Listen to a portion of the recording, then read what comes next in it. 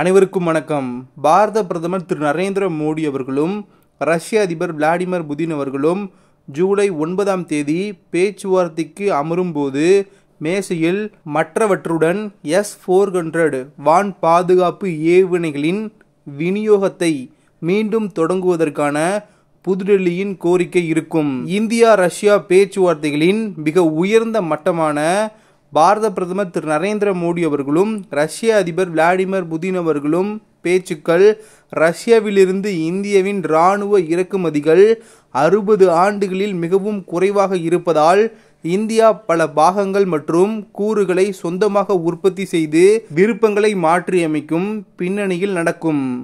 ஒரு சிறிய காரணி என்னவென்றால் ரஷ்ய நிறுவனங்கள் இந்தியாவில் துப்பாக்கிகள் மற்றும் வெடிமருந்துகளை உற்பத்தி செய்வதற்கான கூட்டு முயற்சிகளை எவ்வாறு அமைத்துள்ளன என்பதுதான். ஸ்வீடனை தளமாக கொண்ட ஸ்டாக்ஹோம் சர்வதேச அமைதி ஆராய்ச்சி நிறுவனம் இந்த ஆண்டு மார்ச் 10 அன்று தனது அறிக்கையில் ரஷ்யாவை இந்தியா சார்ந்திருப்பது சரிவை வெளிப்படுத்தியது.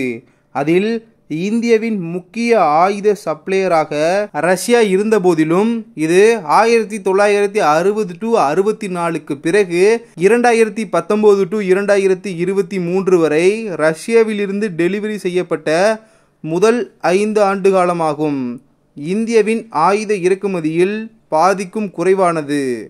இதே காலகட்டத்தில் பிரான்ஸ் மற்றும் அமெரிக்கா ஆகியவை முறையே 33% மற்றும் 13% உபகரணங்களை இந்தியாவுக்கு வழங்கியுள்ளன.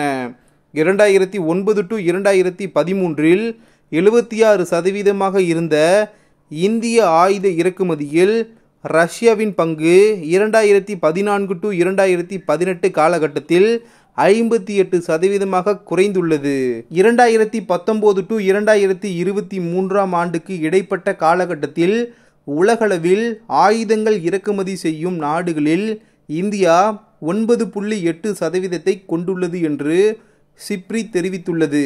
சிப்ரி உலகளவில் ஆயுத விற்பனையை கண்காணித்து ஆண்டறிக்கையை வெளியிடுகிறது.